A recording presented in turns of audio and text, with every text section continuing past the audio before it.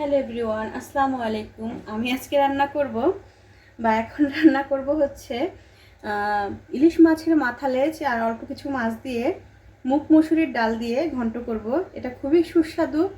আমাদের এই অঞ্চলে এটা খুবই মানে প্রচলিত, সবাই এটা খুব পছন্দ করে। দিয়ে দিচ্ছে আস্ত কিছু পেঁয়াজ, কারণ হচ্ছে প্রেশার কুকারে এটা শীষ দিলে এটা সিদ্ধ হয়ে যাবে।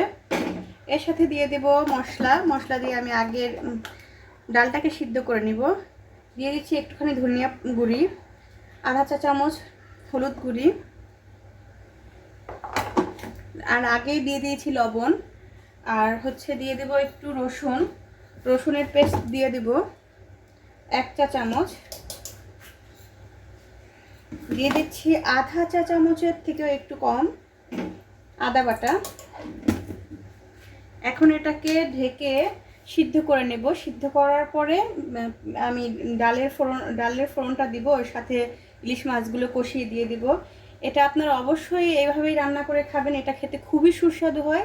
ইলিশ মাছের মাথার লেজ এগুলা অনেকের সময় আমরা বাচ্চারা খেতে চায় না, বা এটা এইভাবে পড়ে থাকে, কিন্তু এইভাবে ডাল করে খেলে আপনি যখন খাবেন তখন অবশ্যই মনে করবেন যে একটা আপু বলেছিল যে ডাল দিয়ে ইলিশের মাথা দিয়ে লেজ দিয়ে রান্না করলে কেমন হয়। তো সবাই আমার সাথে থাকবেন, আমার চাঁদের হাট চ্যানেলটাকে সাবস্ক্রাইব করবেন, পাশে থাকবেন। পাশে থাকার জন্য অনেক অনেক ধন্যবাদ। দেখতে থাকেন আমি কিভাবে এই ডালটা করি। ডালে ফোড়ন, তার জন্য রসুন কুচি করে নিয়েছি।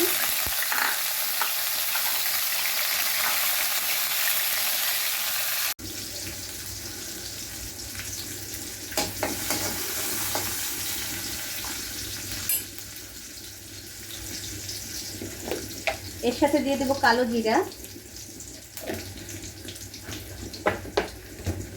দিয়ে দেবো কিছুটা নর্মাল জিরা,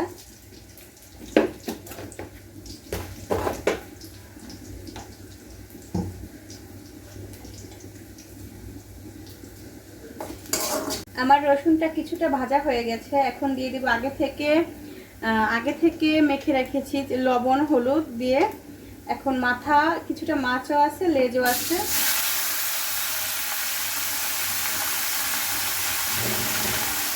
পানি দিয়ে দিলাম।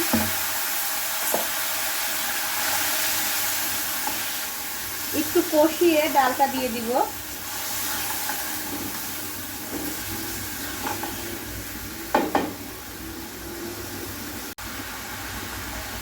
এখন আমি ডালটা দিয়ে দিচ্ছি।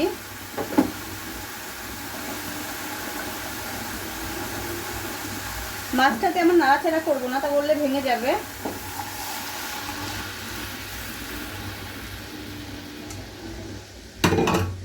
কিছুটা ধনিয়া দিয়ে নামিয়ে ফেলবো।